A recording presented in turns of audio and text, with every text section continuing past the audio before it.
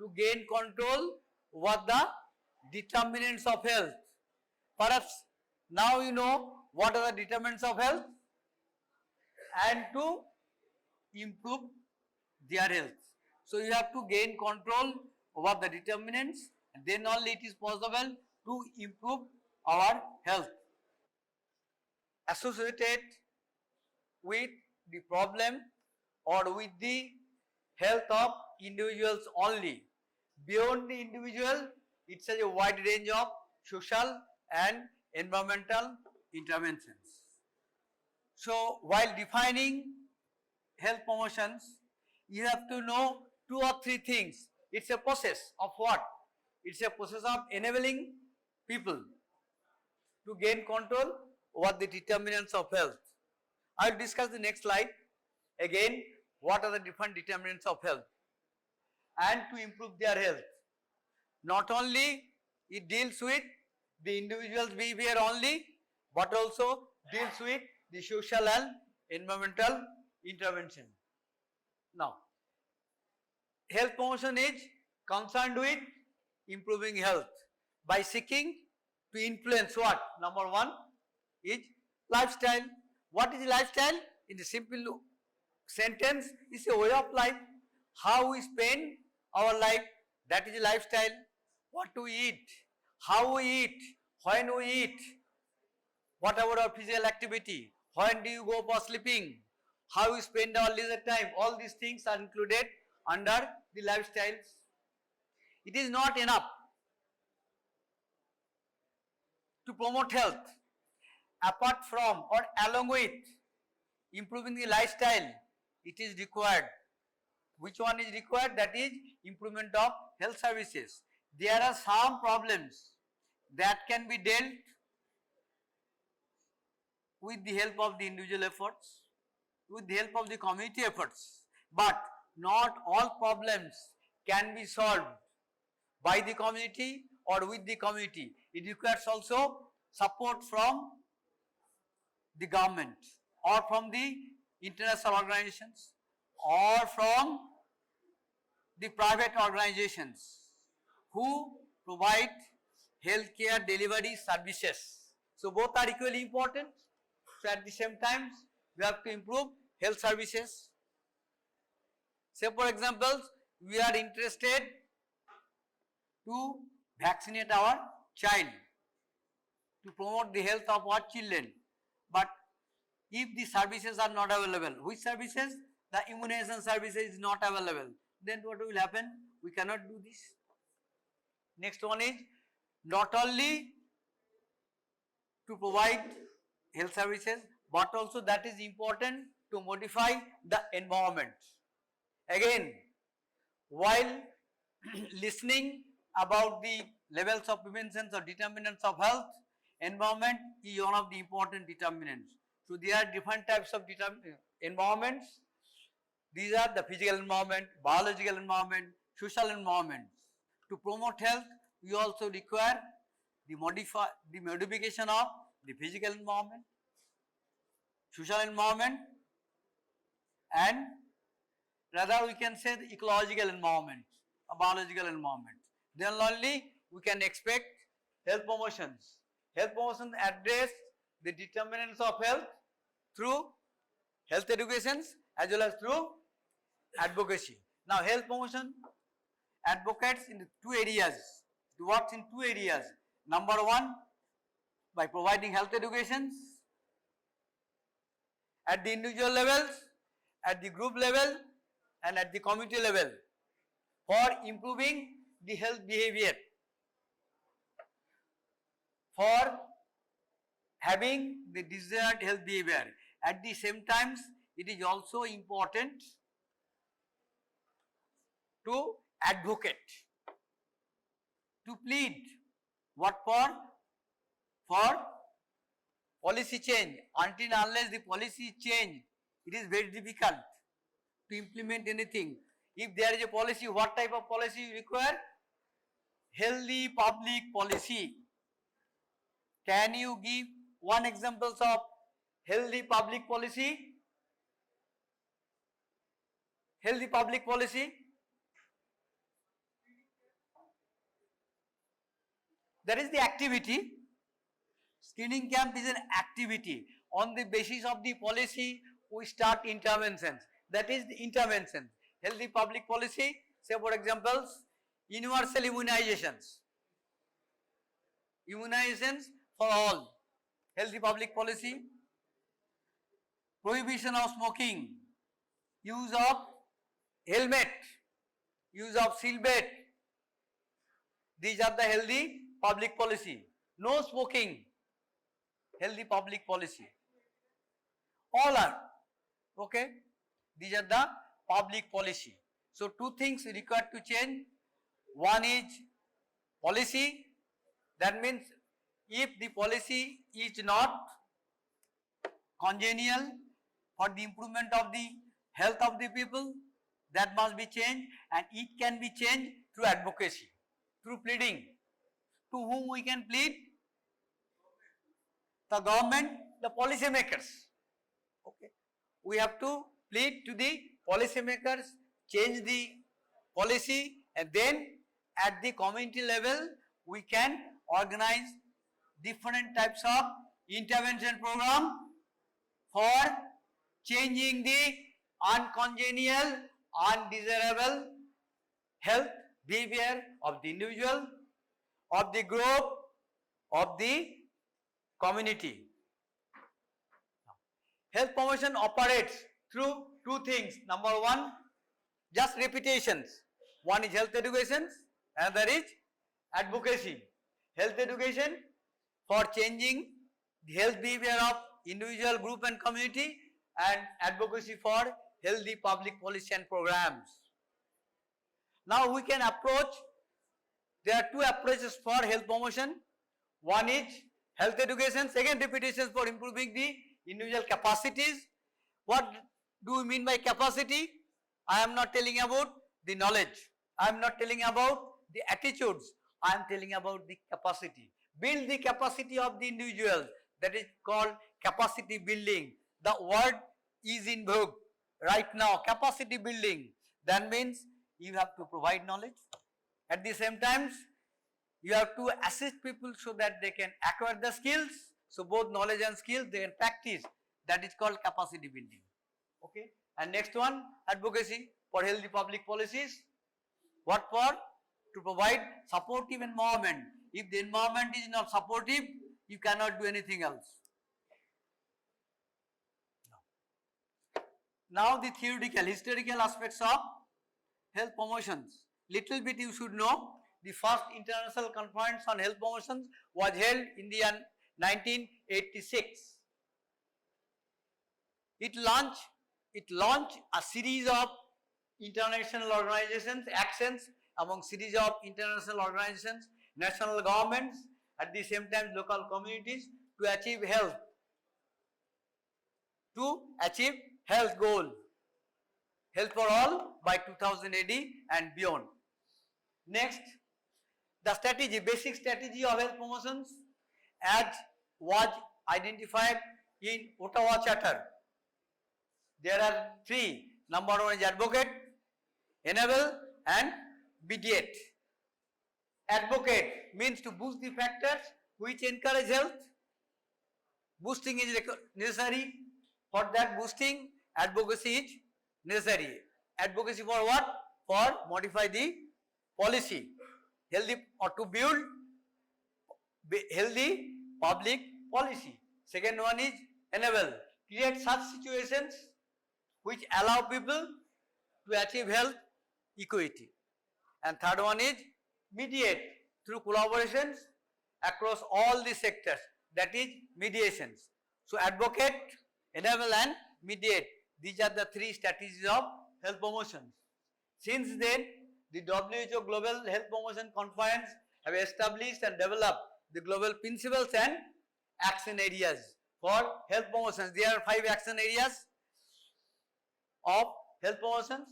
Thereafter, the 9th Global Conference held in the year 2016 at China, Shanghai, titled Promoting Health in the Sustainable Development Goals, Health for All and All for Health, highlighted the critical links between promoting health and the 2030 Agenda for Sustainable Development. And last one, most recently, 10 virtual global conference on health promotions held in the year 2021 in the month of December at Geneva, emphasized upon identifying the realistic interventions of health promotion and approaches to enable communities to flourish. Now, there are 4 basic characteristics of health promotions. Number 1, enabling people to take control over. Enabling people to take control over. That means determinants of health and responsibility for their health as an important component of everyday life. First one. Second one, requiring the close cooperation of all sectors beyond the health sectors or beyond the health services. And third one, combining diverse but complementary methods or approaches. Combining diverse but complementary, not supplementary. Perhaps you know about the difference between supplementary and complementary. Anybody else? What is written? Diverse, combining diverse, different types, but complementary, not supplementary. That means keeping this one, add another one. And last one is encouraging effective and concrete public participations and media. Next, the principles. Principles of health promotions. There are 7 principles of health promotions. Number 1 is empowerment. That is very important. Until and unless you can empower the community, nothing can be achieved. In any respect, in any field, we have to empower. Means what? It's a way of working to enable people to gain greater control over their decisions and actions that affect their health. They have to take the decisions, they have to take their own actions. Definitely, as a healthcare provider, as a doctor, as a physician, you can assist them. But they have to take their own decisions. Next one, participative. Whenever any program you will organize, whenever any activity you will undertake, whenever any interventions you will organize, people must take an active part in decision making. If you take the decisions, what will happen? They may think that it is a top-down approach. From the top, they are taking the decisions. It may not be suitable for us. For the reasons, you have to create the opportunity. You have to create the opportunity so that they can participate in decision making process. Third one is holistic, not separately, as a whole. That is called the holistic. In Bengali we call it samogrik. Okay, taking account on the separate influence on health. At the same time, think about the interactions of different dimensions of health. There are 4 dimensions of health. Can anybody tell the 4 dimensions? Anybody else? Physical, mental, social and spiritual. Okay. Next one is equitable, ensuring fairness of outcome for service users. Whatever may be the amount of services that will provide by the authority to different sections, to different sectors of the populations, each and every individual should have the equal opportunity to receive the services. At the same time, result should be equal for all without any discriminations in respect of age, in respect of sex, in respect of education, in respect of socio-economic status, in respect of race, in respect of category, everything. And next one is intersectoral. There must be intersectoral cooperations and coordinations among different sectors. As we are healthcare providers or doctors. It does not mean that only health sector should be involved. In order to improve the health or in order to promote health, we require the help or cooperations of all the sectors beyond the health sectors also, like education, like transport, like agriculture, okay, industry,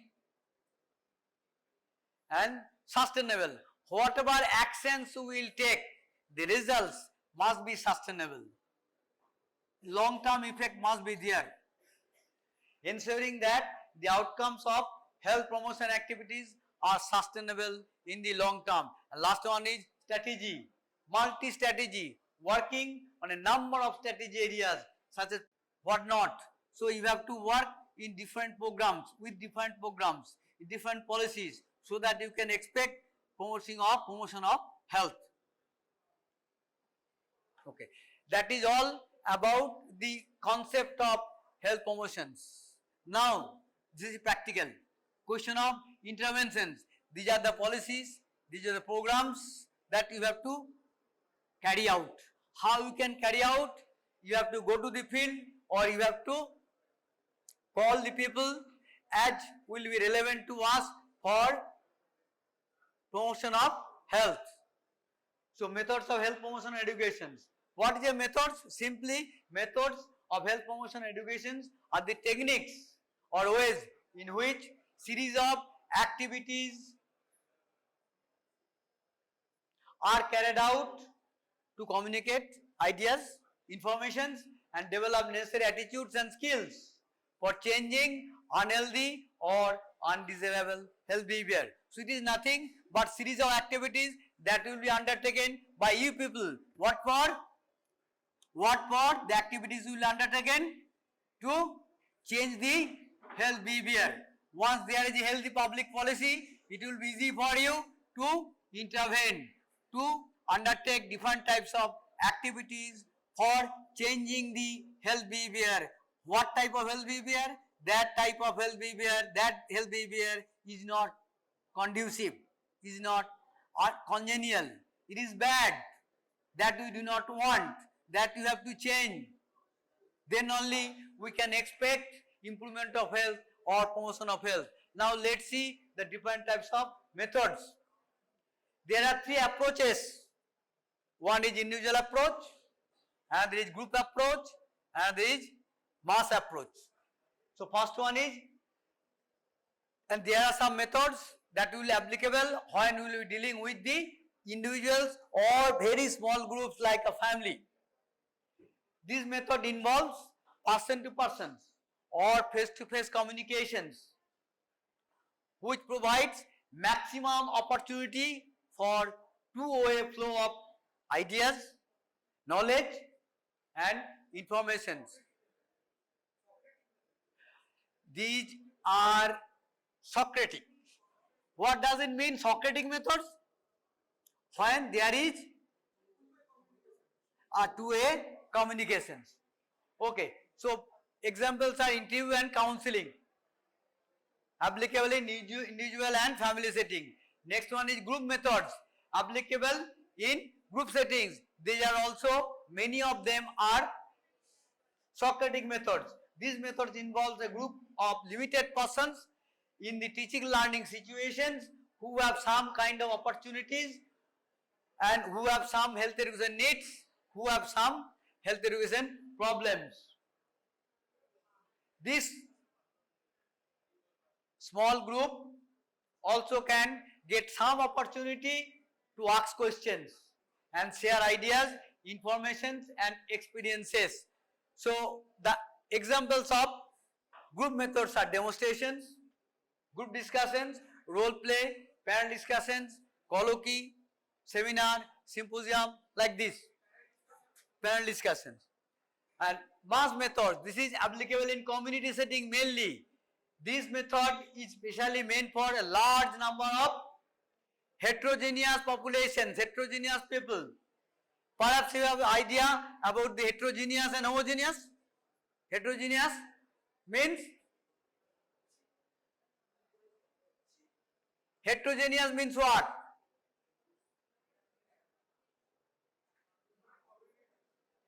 Heterogeneous means different, not same at all.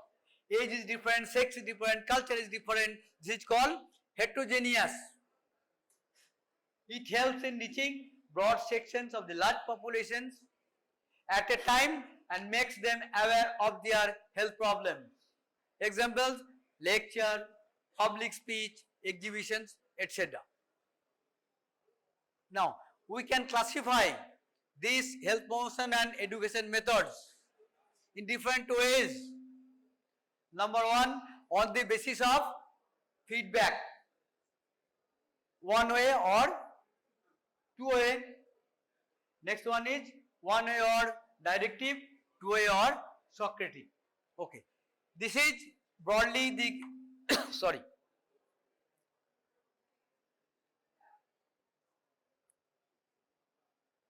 This is broadly the classification of health promotion and education methods.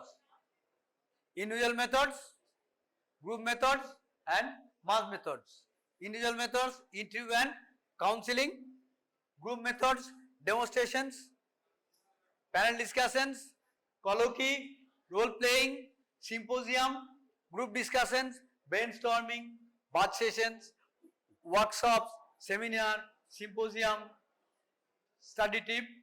And mass is lecture or speech, exhibitions and health campaign. So these are the classification of different health promotion and education methods. Now, all are in mass.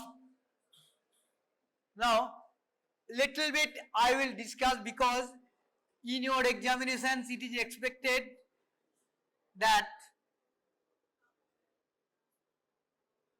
either by name the question may come. Say for example, questions may come about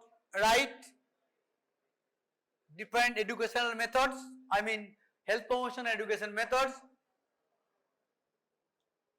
along with their advantages and limitations or disadvantages, and sometimes specific, say, panel discussions or colloquy or demonstrations or role play, short notes. So what you have to write? What you have to write? What it is?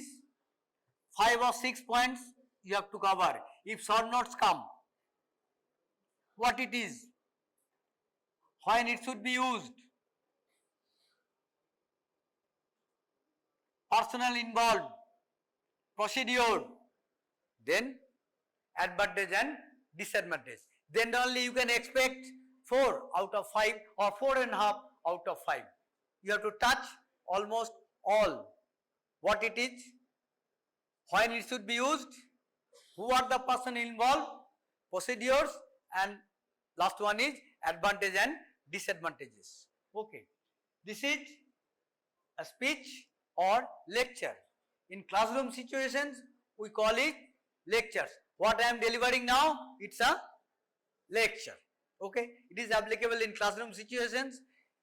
If I organize this type of sessions in the community, then it is called speech, nothing but. It is carefully prepared oral presentations by an expert in the presence of the learners and concerning the topics, subjects relevant to the learners or the audience. The lecturer or the speaker can prepare the talk in a logical fashion. When it should be used, the second point, it should be used when the learners are the empty vessel. We use lecture when we think that no, the learners or audience do not have the capacity or knowledge on the basis of which they can interact, they can discuss with the speakers. In that case only we can use lecture sessions, otherwise not lecture, other methods of group discussions. They do not have any knowledge. It should be used when the objective is to enhance the knowledge of the learner. That is the objective of the lecture, not to assist the learner to acquire skill, only to provide knowledge. It should be used in the forenoon. That is again important. When the learner are with full of energy. In the afternoon sessions, usually no lecture class, theoretical lecture class should be organized. It should be organized in the forenoon sessions. In afternoon sessions, always activity. Otherwise, you will sleep. The learner will sleep. They cannot pay their attention. Third one is personnel involved. Three types of personnels are involved. One is chairpersons. There is no need of chairpersons because you see all faces are known to us. The speakers can know each other. For that reason there is no arrangement for chairpersons. Second one is lecturer or speaker as will be applicable, and third one learner or audience. In community setting we call it audience.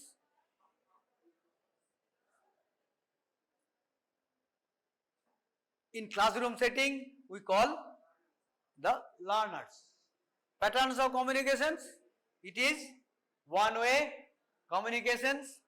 Communications will be from dais to the floor. Advantage, this is a dais, that is the floor. So I am communicating with you only. You are not have the opportunity to ask questions to me until and unless I ask. What are the advantages? One speaker can teach a good number of learners for enhancing their knowledge. Number two, no audiovisual aids are compulsory, not required. That is not correct, are not compulsory. So without these LCD projectors, very well I can convey my message with the help of this speech. So there is no compulsory arrangement for audiovisual aids. And third one, it is not that much expensive. Only one speaker can convey the message, communicate the large number of audience.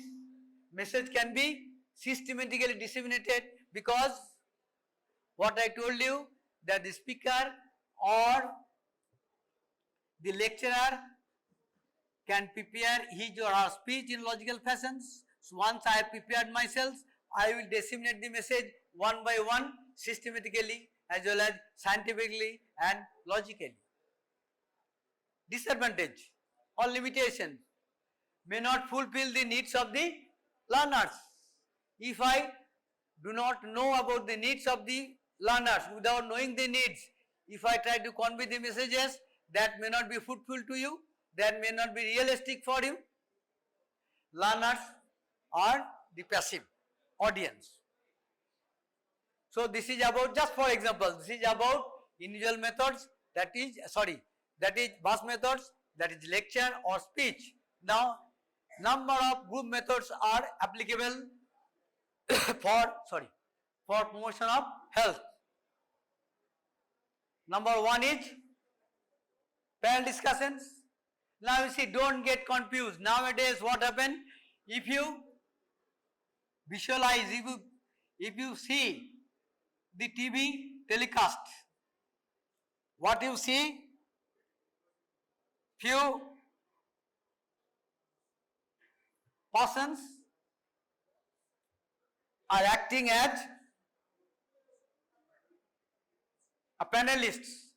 One by one they used to come as called by the chairpersons, and they present their opinion in the front of the audience.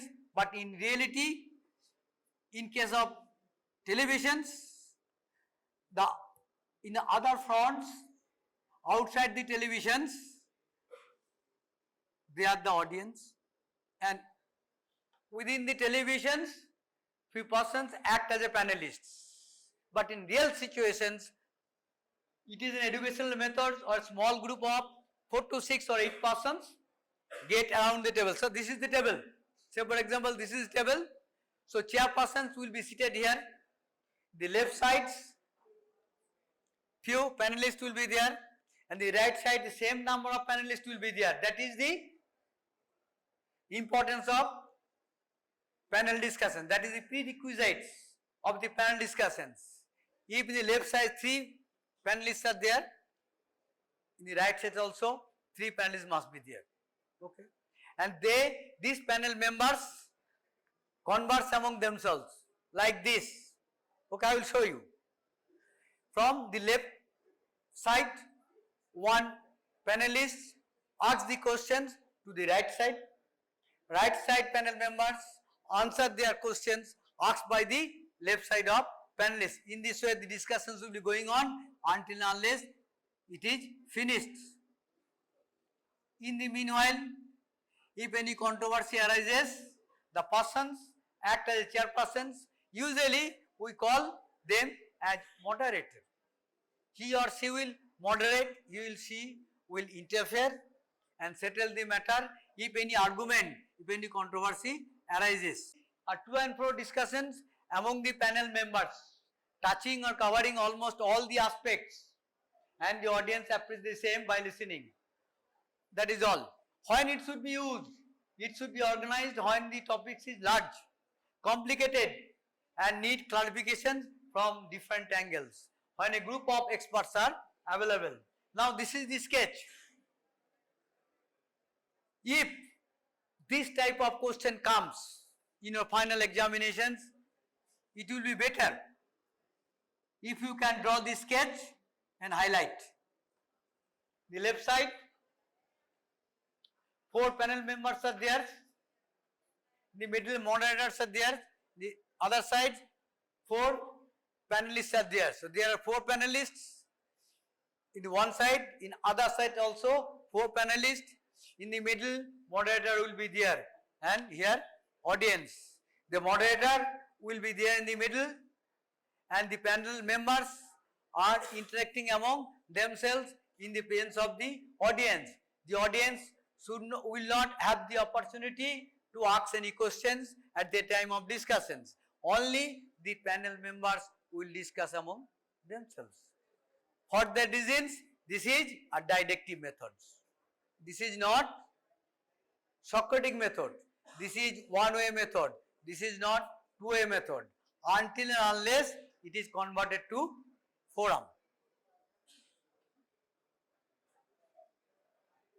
If we want to organize a panel discussions, what things we require beforehand? Number 1, we have to make arrangement of a room, inviting the moderator and panelist well in the advance, highlighting the topics, date, time, venue, etc. Pattern of communications, already I have told, no need to repeat. It is one way, communication from dais to floor, no opportunity to the audience to take part during the discussions. Usually at the end, it is or it may be converted to panel discussion forum. During that time, the audience are invited to ask questions for clarifications. That is all about the panel discussions. There are some advantages as well as disadvantages. For the sake of the examination, this is very important. Advantages as well as limitations. So what are the advantages? Number 1, to present the topics or subject by different members actively and dramatically. Number 2, provide varied knowledge, ideas and experiences about the subject of the concern to the audience.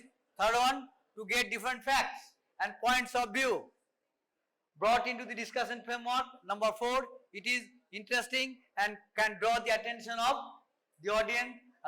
Number 5, learners can get the opportunity to ask questions and pass comments, which help in teaching learning process at the time of panel forum. And disadvantage, sometimes it is very difficult to get the appropriate experts because we require experts, 1 moderator and 6 or 8 panelists. Difficult to set the definite time to suit the experts. Experts may not understand the need of the audience Sometimes it is not possible to convert the panel discussions into the forum. In this case, audience cannot get the opportunity to ask questions for their clarifications. And next one.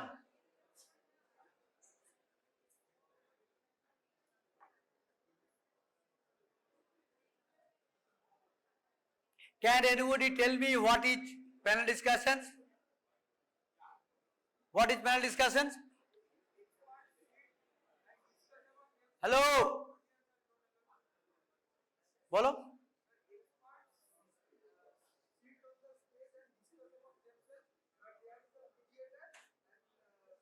Moderator. No, either moderator or chairperson. Moderator.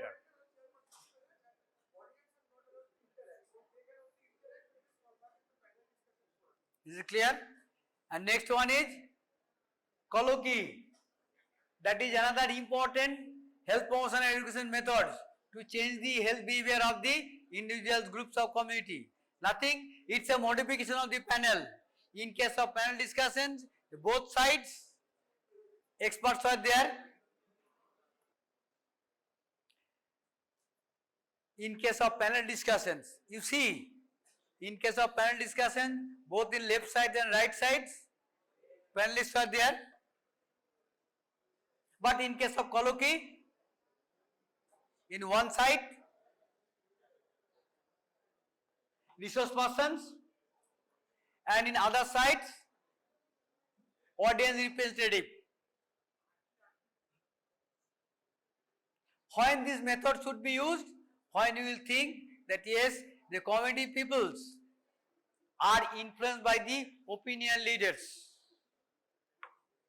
If you see the leadership structures of the community, we can find two types of leaders. One is formal leaders, another is informal leaders. But in the community, we call them opinion leaders. If we think the community peoples are influenced by the opinion leaders, in that case, we can organize colloquy. So in case of colloquy, in case of panel discussions, in both ways, experts are there. In case of colloquy, in one side, experts will be there. In the other side, audience representatives will be there. Who will be the audience representatives? Usually the representatives of the community. The opinion leaders, the experts from the community, they will be called for, they will be seated in other sides, and in the either sides, the experts will be there. The experts will answer the question asked by the audience representatives. Only audience representatives are allowed to ask questions. No experts are allowed to ask questions to the audience representatives. That is the difference between panel discussions and colloquy. In case of colloquy, audience representatives will be there. In other sides, experts will be there, or you can say resource persons, same things. Only audience representatives will ask questions to the resource persons, and resource persons will answer their questions. If any controversy arises, then only this moderator will interfere and solve the matter. Advantage: direct audience representatives. Then community people will feel that our people are in the dais, so we will go and participate and learn. That is the most important advantage of the colloquy over panel discussions. Problem solving methods, no inhibitions, as representatives are in the dais, very effective for solving the problems by mutual considerations. Disadvantage: very difficult to get skillful resource persons. Expert moderators also may not be available always. Audience representatives may sometimes feel shy as they have to ask questions to the experts. Next one is simple method, perhaps all of you have heard the name of symposiums. So what is a symposium? Simple. This is applicable in classroom situation. This is not at all applicable in the community situations. In community, we use colloquy rather than panel discussions or symposium. What is symposium?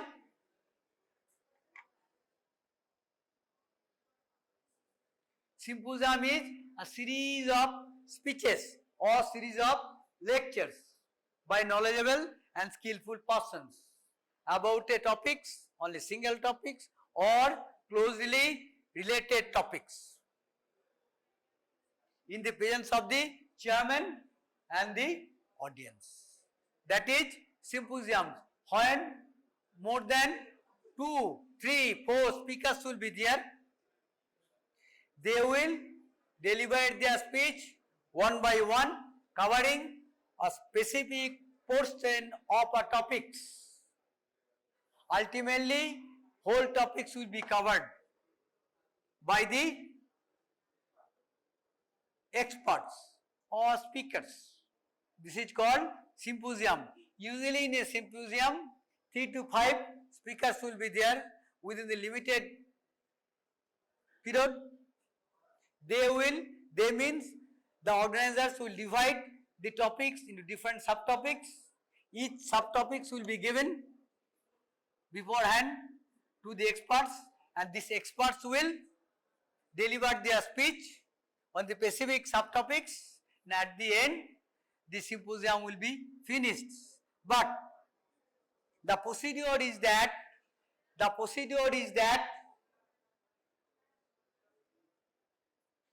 the symposium will start by the chairpersons. The chairpersons will narrate the objectives of the symposium. Then the chairpersons will call the speakers one by one. First introduce themselves, then call one by one, and the speakers will come and deliver their speech. In between the transition period, one speaker had finished, he will or she will go back, the other will come. In between the time, this is called transition period. If the chairperson thinks or feels that something has been left out, so during the transition period, the chairpersons will supplement these things. In this way, the symposium will going on, then it will be finished by the limited time, as will be indicated. Once it will be finished, many a times this symposium is converted to symposium forum. When it is converted to forum, then only the audience are allowed to ask questions. So it becomes a Socratic method.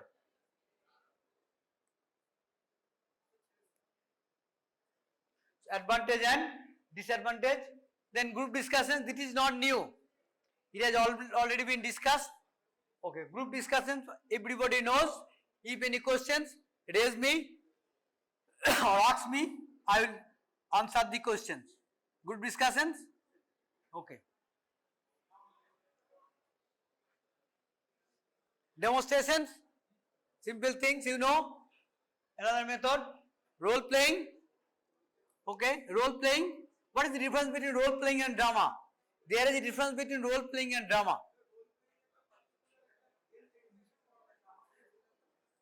In case of role playing, professional actors will not be required.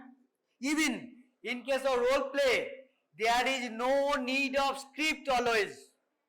No script will be given to the role players. Okay, from their own, they will act by involve themselves emotionally, so that the attitude of the others will be changed. That is the significance of role playing. In case of drama, there is no question of debriefing sessions, but in case of role play, debriefing session is must. Okay, and other methods are just I highlighted here: seminar, workshop, and batch sessions. So that is all about concept of health promotions, principles of health promotions. For exam, strategies and principles of health promotion is important. And next important is different methods along with their advantages and disadvantages.